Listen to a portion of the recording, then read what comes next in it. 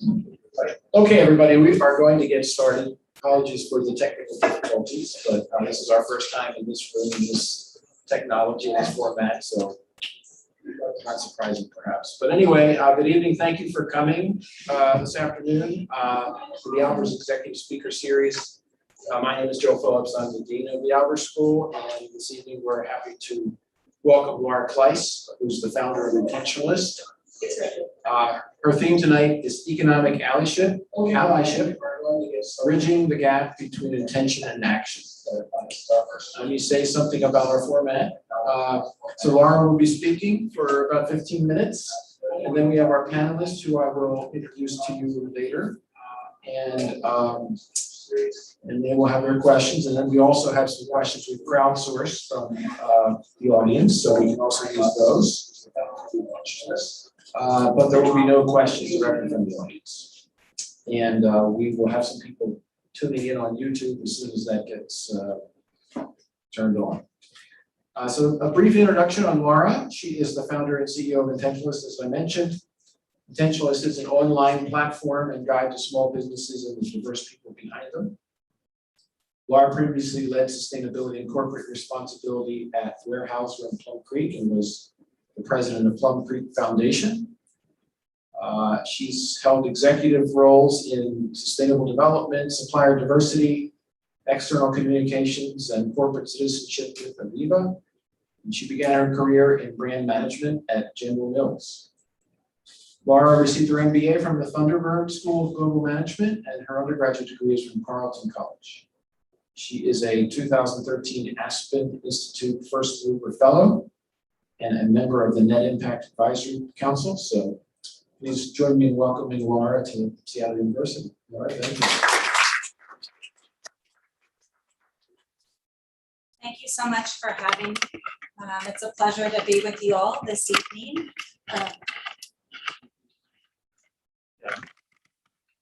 It's a pleasure to be with you all this evening. And to get started, we're going to do a little exercise just to kind of get the blood flowing. So if you would be so kind as to humor me, go ahead and free up your hands, free up your laps. All right. And what we're going to do is we're going to hit our laps once. We're going to snap our fingers once. We're going to hit our laps 2 times. We're going to snap our fingers once. Okay, and then we're going to loop that. So we'll go something kind of like this.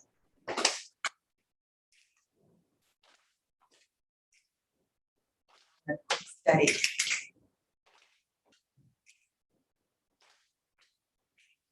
Relax.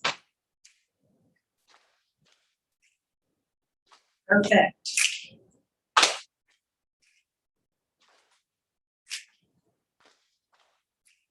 So being intentional creates opportunity when we're spending in support of the local community, because there's a gap between intention and our desire to do good and our ease of then acting, though we want to and should.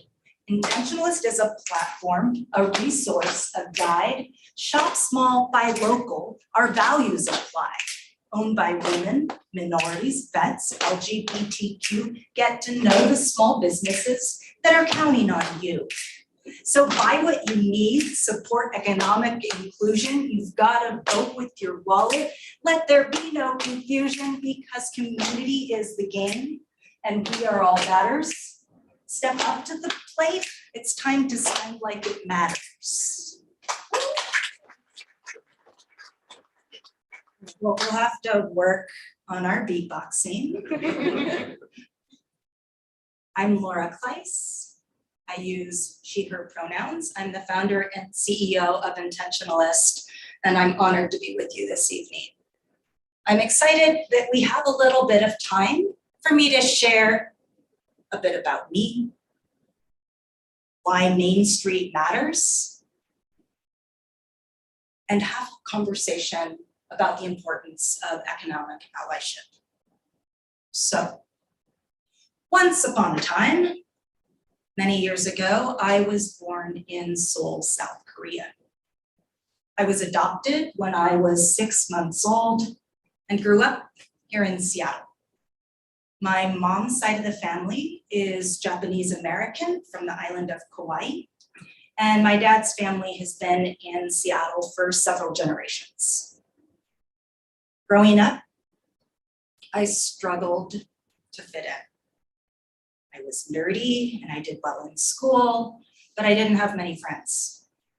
In high school, I was a 3-sport varsity athlete all 4 years, but while I had teammates on the field, off the field, I ate lunch by myself and wondered why I didn't belong. College was different. I played varsity soccer. I joined an a cappella group. I got involved in LGBTQ advocacy. I connected with people from a variety of backgrounds and majors and interests. And for the first time, I had a taste of what it felt like to be a part of a community. The 2 decades since I graduated from college have been a non-linear arc of learning and exploration that has included brand management, managerial responsibility for a team of 5, then 20, then 40, business school and a career pivot to corporate social responsibility, and where I am today in the throes of social entrepreneurship. The seed that would eventually become Intentionalist was planted in 2012 when I visited a business school classmate in Southeast Asia. I wanted the money that I spent as a tourist to benefit people and the local economy, but doing so was easier said than done. I began dreaming of harnessing technology to make it easier to intentionally spend in support of local businesses and diverse communities. And in 2018, I founded Intentionalist. At Intentionalist, we believe that where we spend our money matters, and that everyday decisions about where we eat, drink, and shop are an opportunity to connect with and support Main Street small businesses and the diverse people behind them.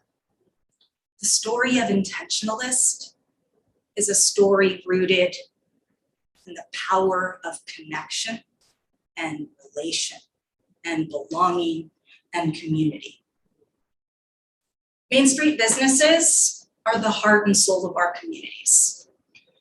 And in 2020, as stay-home orders were issued and shop windows went dark, we were reminded that perhaps we'd been taking them for granted. Here in Seattle, we watched restaurant owners like Melissa Miranda of Musang, Christy Brown of Communion, Linda DeLello Morton and Tamara Murphy of Terra Plata set up community kitchens. We watched as businesses like Seattle Fish Guys and Freelard Tamales reached out to other local businesses, including Hmong flower farmers who were approaching their busy season just as Pike Place Market shut down. We were worried for our neighbors.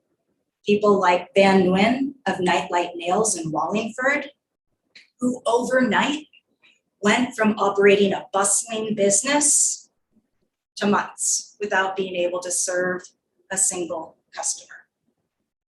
And so we organized and we took action. We ordered takeout and bought gift cards. We helped with grant applications, and we found other ways to check in on and show up for each other. As the pandemic continued, we participated in protests for racial justice, and we were reminded that, as Martin Luther King Jr. once said, the inseparable twin of racial injustice is economic injustice. So the conversation about how we move forward is one that includes a myriad of questions about how we reimagine policy and practice and access toward a more inclusive, equitable economy.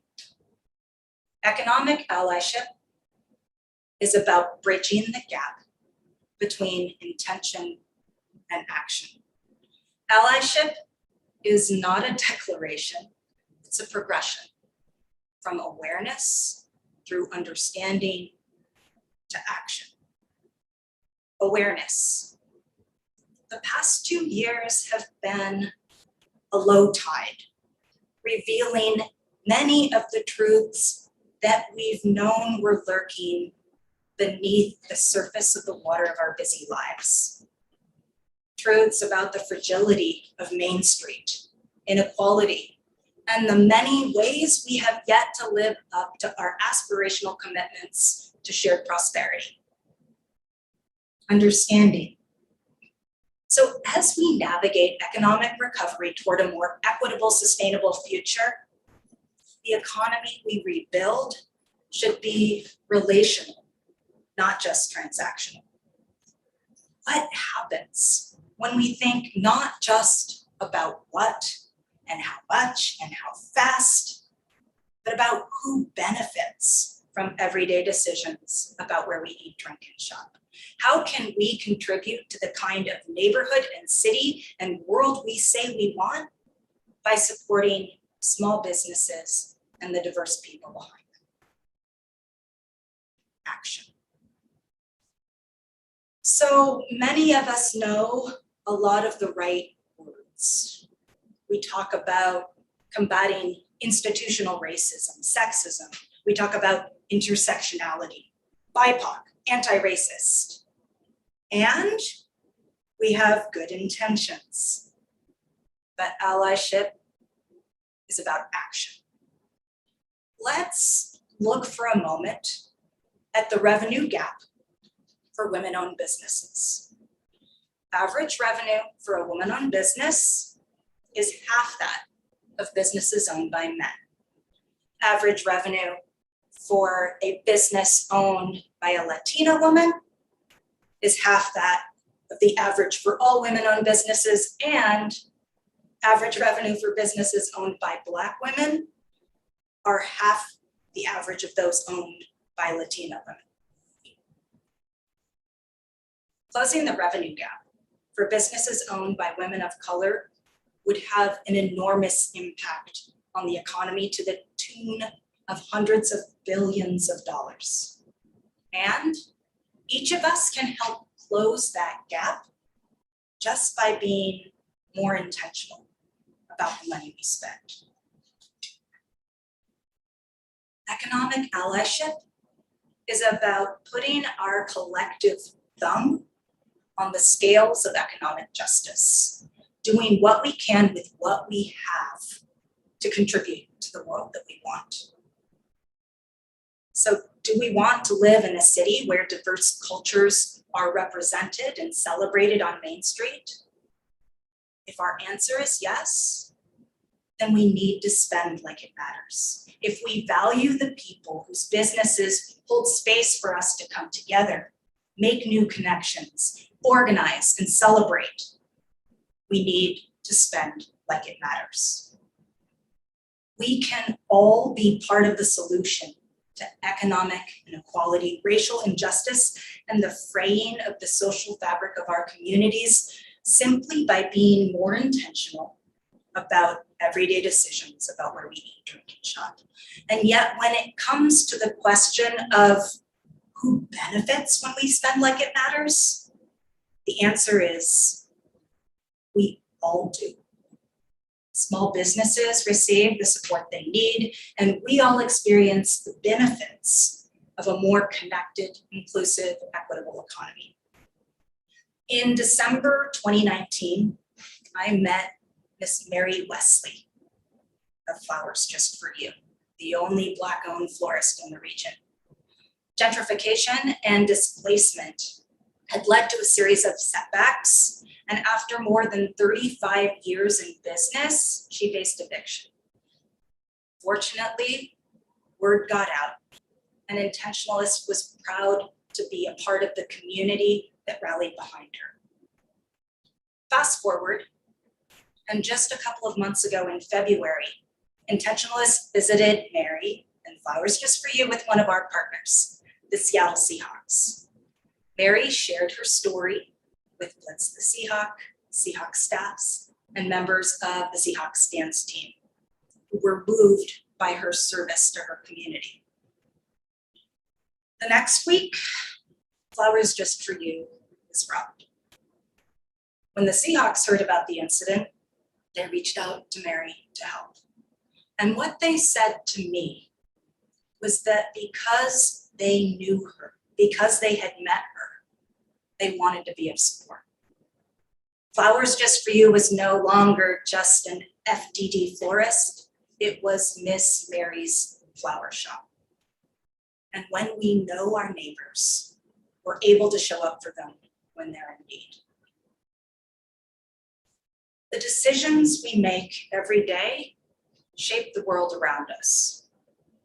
Be kind. Be the reason that someone feels seen and heard and appreciated. Be intentional and spend like it matters.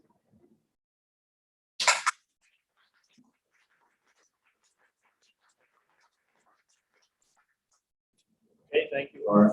And All right, conversation come time. over here and start our Is conversation. this the hot seat? This is the hot seat, but I'm protecting you from the panelists. Don't worry. So, yes, we have 3 panelists that will have some questions for us. We have an alum, grad student, and an undergrad student. So first, the alum, Ashley Burns is closest to me. She's a passionate communication strategist who focuses on racial and gender equity in education, health, housing, economic empowerment, and other social issues. She has an undergraduate degree from the Albers School.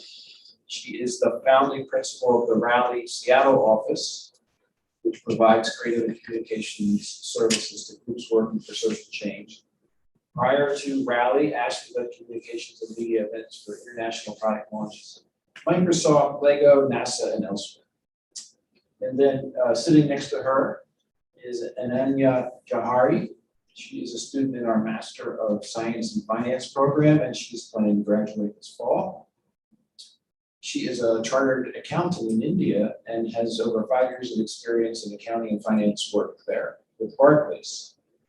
Currently, Ananya works as a client account manager in the Innovation Entrepreneurship Center's Ramp Up program, which assists underserved businesses in our nearby community.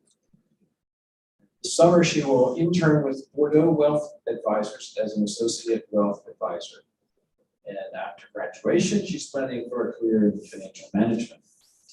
And then finally, our third panelist is Michael Ross. He's a senior majoring in management.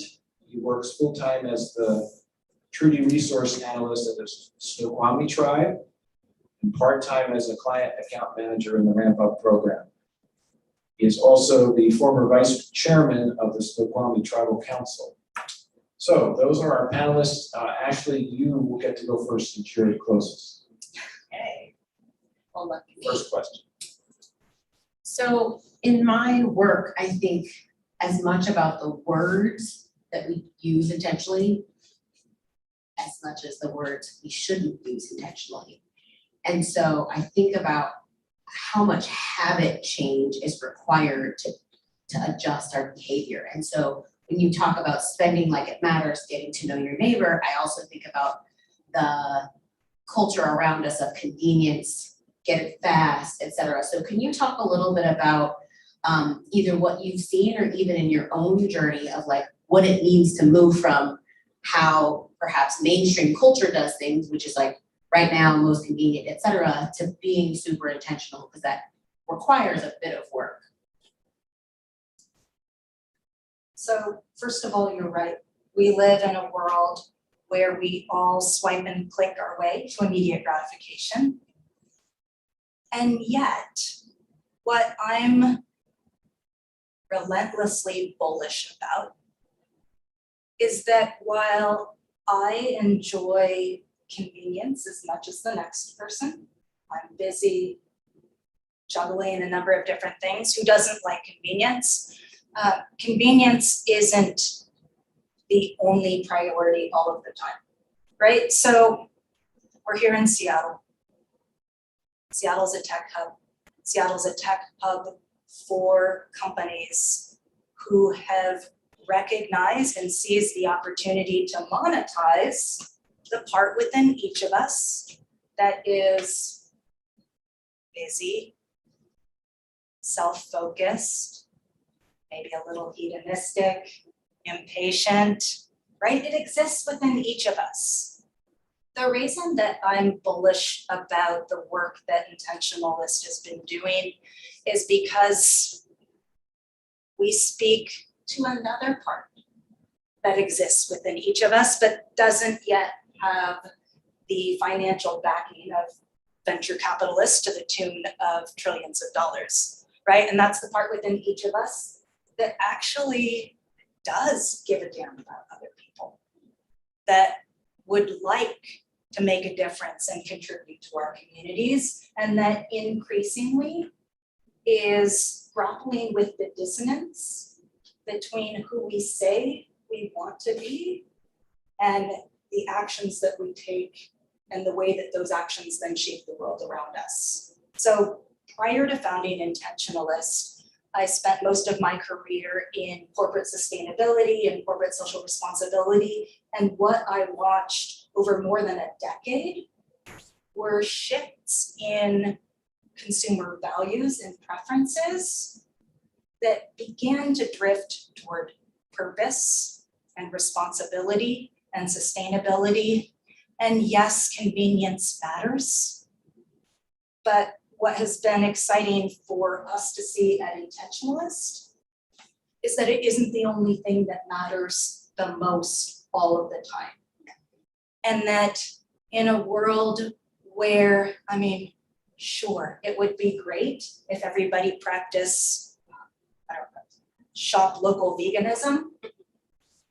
We don't need that drastic of a paradigm shift to move meaningful resources to Main Street small businesses in our communities. I mean, if you think about Small Business Saturday last year, Americans spent over $20 billion in a single day.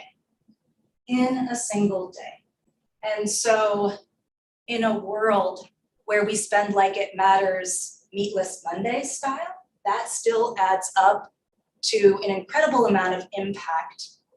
And it also, it connects us in a different way to our communities in a way that I think we've been reminded, especially over the past 2 years, does in fact matter.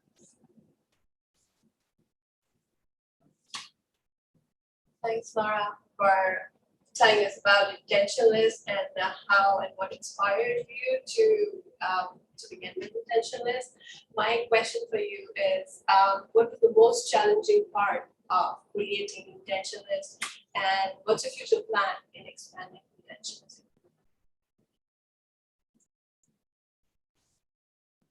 So if you talk to any small business owner or entrepreneur, they will tell you the truth that is, it's really hard work. And it's a lot of really hard work. And I don't think that anybody starts a business thinking otherwise. I have been a nerdy, driven kid my whole life. And so the prospect of hard work wasn't what was daunting. I expected hard work. I expected a myriad of barriers, cultural and otherwise, as a woman of color entrepreneur. What I think I didn't anticipate, and I'm happy to talk about some of the more traditional tangible things that emerged as obstacles, but what I want to mention first is that I underestimated the extent to which entrepreneurship would bring me face to face with all of my deepest fears and insecurities. And that's something that hard work can kind of mitigate, but that ultimately I think, reflects what it means to bet on an idea and a vision for impact with everything that you have and everything that you can bring to that effort.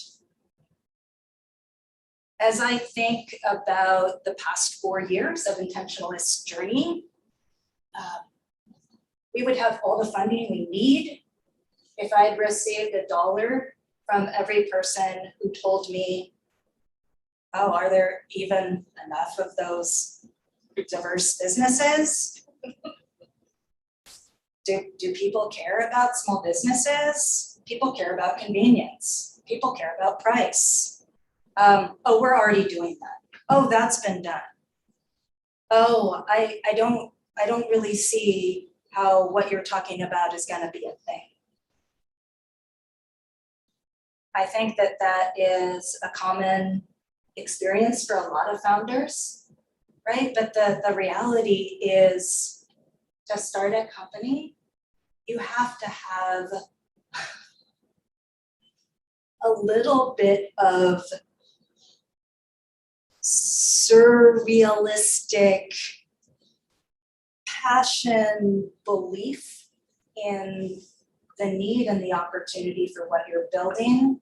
And what I have known for a decade now is that there is an under-leveraged impact opportunity to harness consumer spending in support of a more connected and inclusive Main Street economy, period. We might not be there yet in terms of our technology. Turns out it's hard to build a tech company when you can only afford half of a software engineer.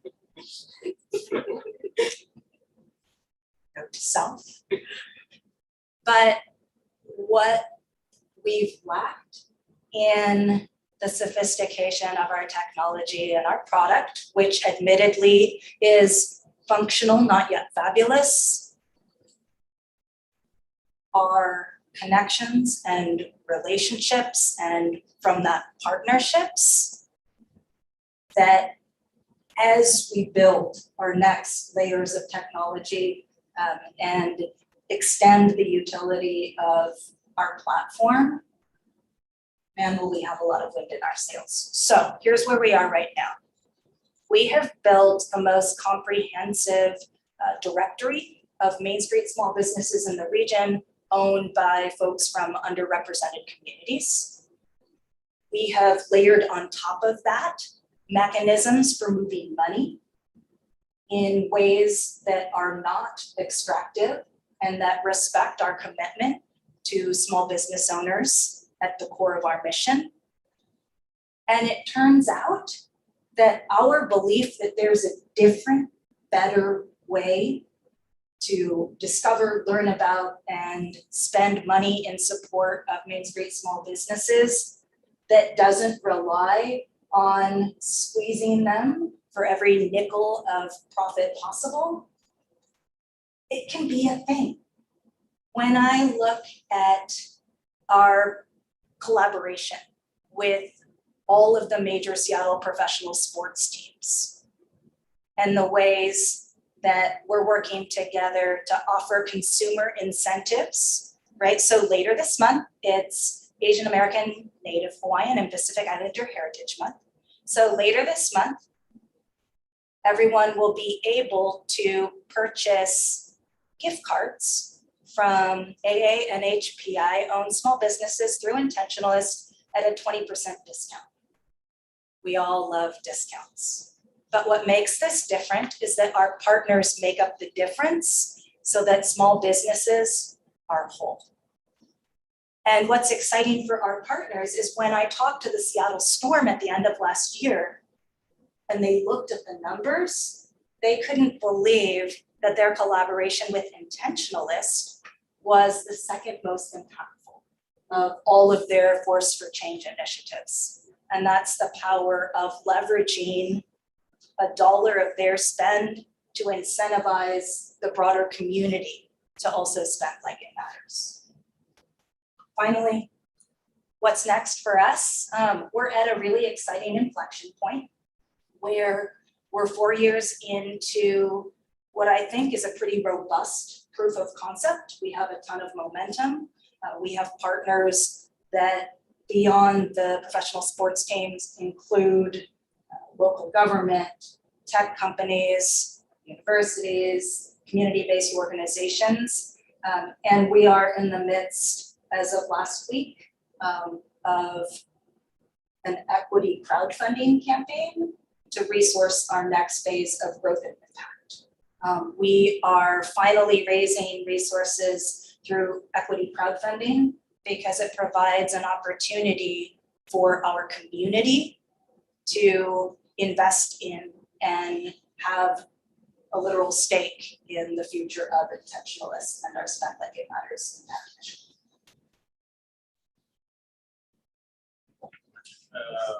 Wow, that was a lot to unpack. Probably going off script here, but does anyone else want to ask any clarifying questions? Try to remember everything you said, because I think you answered 2 of my questions already. So, anyone from the audience want to? No. Okay, go ahead. Yeah. I'm the executive director for a Main Street program in Renton. So there's a Main Street program all over Washington State. If you have a small business, I have lots of small businesses in my district. If you have a small business that I think would be great to connect with you, how does that process work? So the question was from a member of the community who is leading Main Street Business Association in Renton. And the question was about how members of her community might engage with intentionalists. So we welcome the opportunity to connect with and engage with Main Street small businesses. So for us, those are businesses that have a brick and mortar presence, and that's by design. It definitely would have been easier for us to build a platform that focused on e-commerce. And there's certainly a lot of value to products and services available through e-commerce platforms. But we wanted to be intentional about closing the gap between consumers who care and the Main Street small businesses whose physical presence really influences the cultural and economic and social vibrancy of our communities. So what I would recommend is on an individual basis, businesses can add themselves to our online directory, intentionalist.com, click add a business. And what that kicks off is a series of steps that we are close to automating that guide the business owner through the different ways of engaging with and participating in our programs, some of which include being highlighted through our social media channels, newsletter. I mean, anecdotally, there's a wonderful Black woman-owned massage business called Warrior Wellness. Met the owner, Lisa Hernandez. She was really excited to be getting her business off the ground, especially having started during the pandemic. And as we learned and had the opportunity to help tell her story, she let us know that within 12 hours of highlighting her through our Instagram account, she had 10 new clients.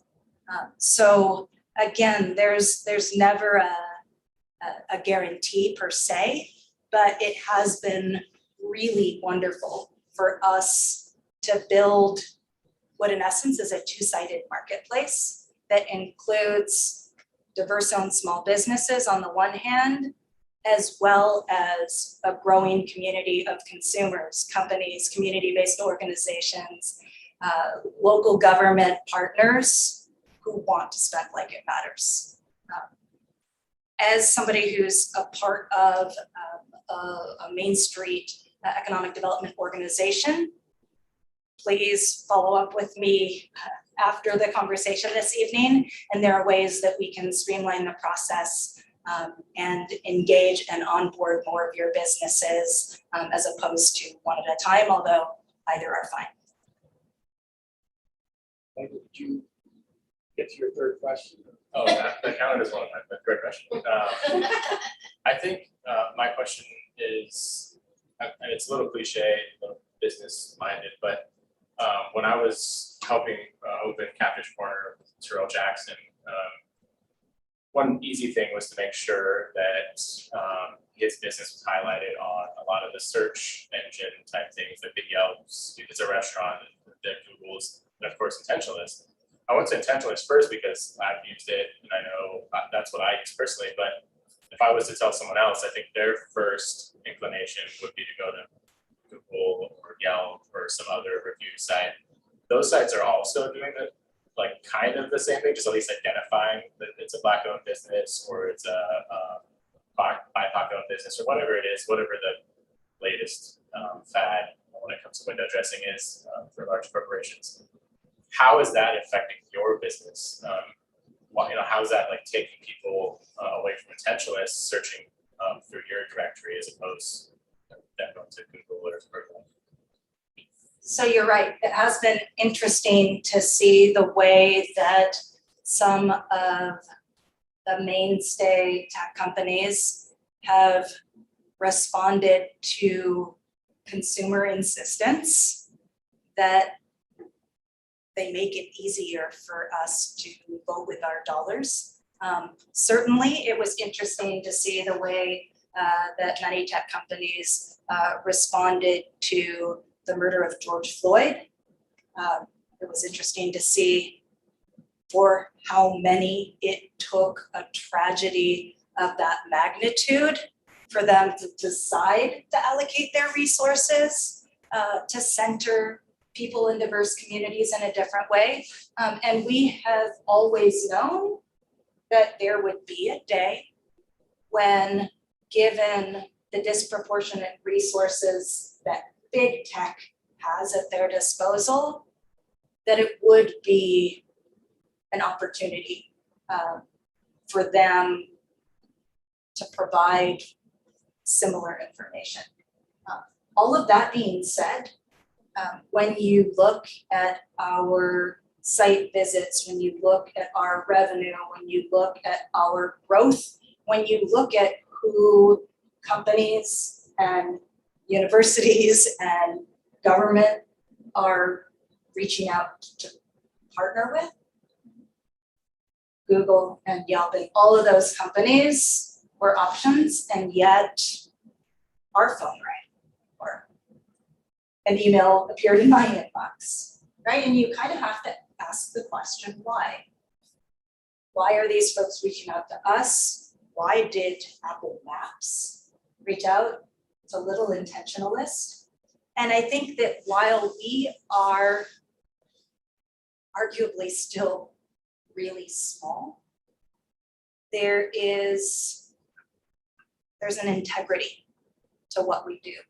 There's an integrity to our business model, right? I get an email almost daily from a food delivery business. And certainly there was a time when I received an email promotion that said, oh, buy from this Black-owned restaurant using, our meal delivery service. And I think that what has been interesting over the past couple of years is that we've started to learn a little bit more about what the underlying business models are and who benefits, right? And that question of who benefits is core to every decision that we make at Intentionalist. And whether we grow to the national and international scale that I know is within our potential or not, every day that we exist, we can answer the question of who benefits from Intentionalist and everything that we do with integrity, because small businesses benefit. And you aren't going to peel back layers and realize oh my gosh, I thought that I was supporting a Black-owned restaurant, but when you look at the numbers, what's really happening? Who's really benefiting? And I think that this is a question that we as society have to have, and we have to have it more often, because we tend to talk about the consequences, right? We talk about the disproportionate impacts on historically marginalized communities. But the reality is that, I mean, it's up to us. And in a world where we say that we care about addressing inequality, we need to be prepared to ask the question, who benefits, and then vote with our dollars and in alignment with our values. I have a somewhat related follow-up, both in part, you talked about at the end of your opening, the wealth gap, and then you shared some anecdotes about the masseuse and the flower shop owner. I was actually just driving by there the other day telling my husband, there's a Black-owned flower shop there. And when you think about the generational impacts of what it means to own your own business and be profitable, and how that doesn't just impact the business owner, but their family, and the ripples can go on and on. I'm wondering if you can talk a little bit about some of the inspiring stories or anecdotes that you've seen where it's yes, the business owner is impacted, but also like everyone else they're connected to is often impacted. Maybe what's some things you've seen along the way. So the first thing that I'd love to share is that my maternal grandma grew up on a sugarcane plantation on the island of Kauai. And I have really clear memories of exchanges when I was in elementary school. And we were encouraged to ask our grandparents about what it was like for them going to school. And my grandma wrote me a letter and told me that she had to walk a mile to the bus stop barefoot. And that after elementary school, for her, there was no more school because she was a girl and it was time to start working on the plantation. She hated it. She was able to find her way to some domestic service, saved enough money to go to sewing school, eventually met her husband, and they started a small appliance repair business together.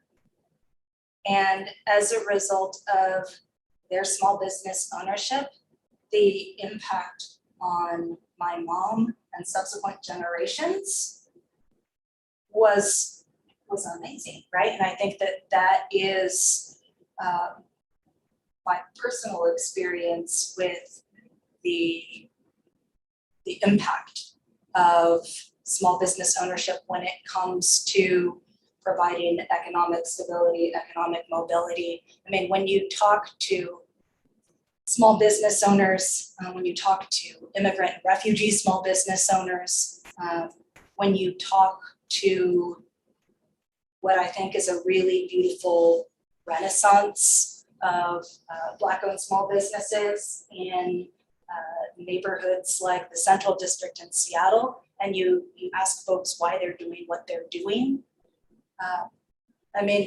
Part of it is cultural. Part of it is a love for community and connection and sharing. And part of it is the recognition of the ripple effects when economic opportunity and intergenerational wealth transfer become a reality. I think, unfortunately, the past couple of years have been brutal, right? And it has been heartbreaking for me as somebody, who was and still is out in the community every day talking to small business owners, to hear about the amount of wealth destruction that's occurred over the past 2 years. But I do think that small business owners are the epitome of grit and perseverance. And I think that in addition to the benefits to their kids and their next of kin. One of the things I think is really important to celebrate are the ways that small business owners take care of all of us. Because I think it's something that we take for granted. And I'm not just talking about donations to school auctions or local sports league sponsorships.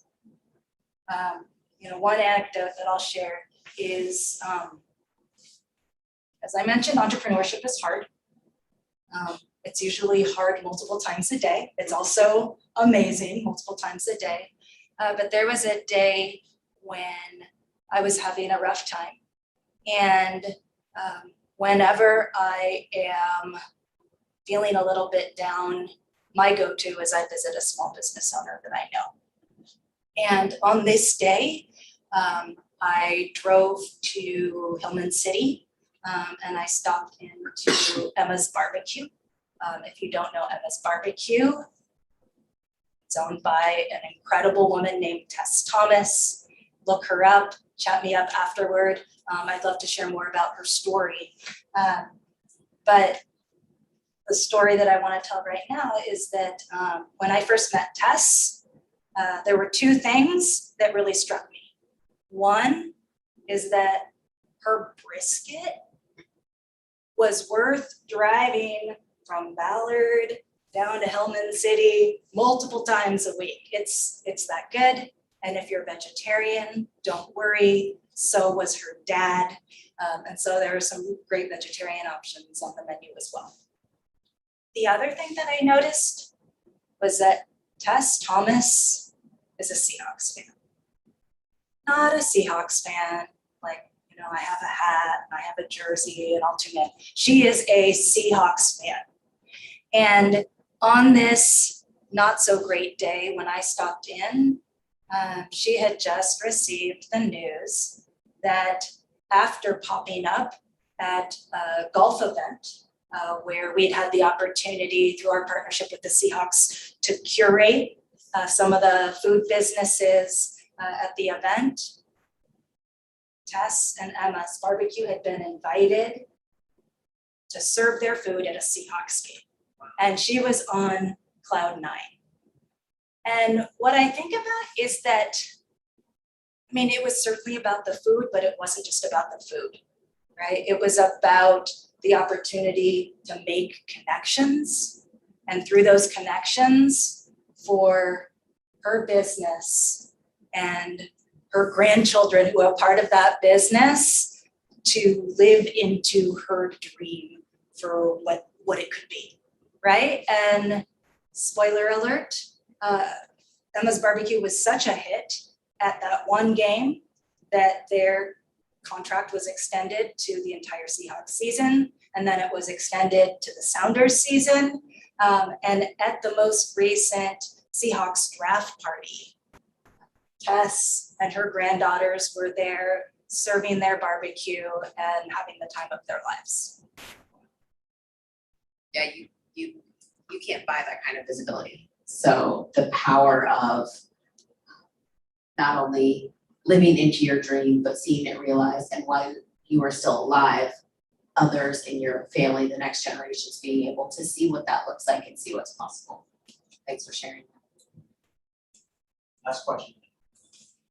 I probably have a follow-up question on the last one, and that's how to identify the small businesses? Like, what's the process like? Do you look at the certifications? Are you looking at the self-attestations? What's the process like? So as was mentioned in my bio, a couple of roles ago, I started the supplier diversity program at my company. It rolled up under kind of all of the do good stuff at the intersection of business and society.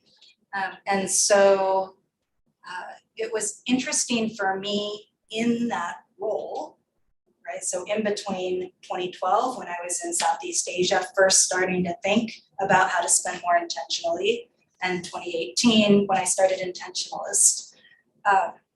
So I was starting our supplier diversity program, and what went through my mind was all of the reasons that we're starting this program are values that I hold as an individual. What resources are available for someone like me? I might not have, the millions or billions of a large company or institution, but it seems like there ought to be a way. And then I promptly forgot the rest of your question. Hit me again. Oh, so the question was like, how do you identify this one? Thank you. Wow, it's amazing. Sometimes I feel like my brain is a little bit Swiss cheese and I go to retrieve and so because of my experience working in supplier diversity,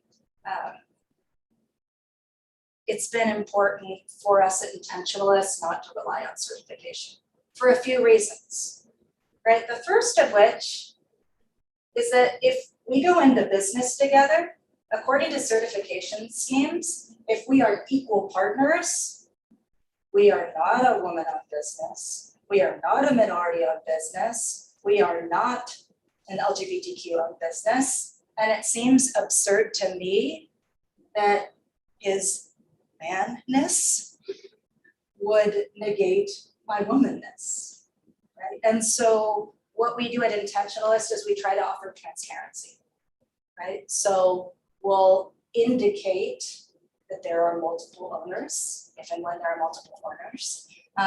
And that way, people like you and I have line of sight and can choose. When it comes to identifying businesses, it's a mix, right? So as we've progressed, more and more businesses self-select, self-identify, and add themselves to our directory or reach out through social media or email. We're also fortunate to be able to partner with a variety of community-based organizations who help make connections to the businesses that are a part of their networks, whether it's a community development financial institution or a business improvement area or local chamber or otherwise. And then, my hope has always been that Intentionalist would be a community sourced list of places where we all can share and exchange the small businesses that we love. And so we do have a number of additions that come from community members. And when it comes to diverse identification, we rely on publicly available information and self-identification. We would love to keep this conversation going, but we're going over time a little bit, so we really have to bring it to a close. So let's thank Laura Kleiss for joining us this evening.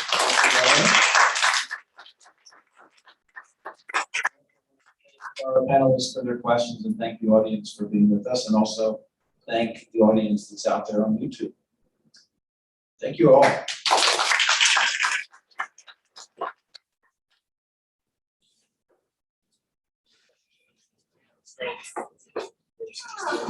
No, it's great. Questions? That's all right. The ones that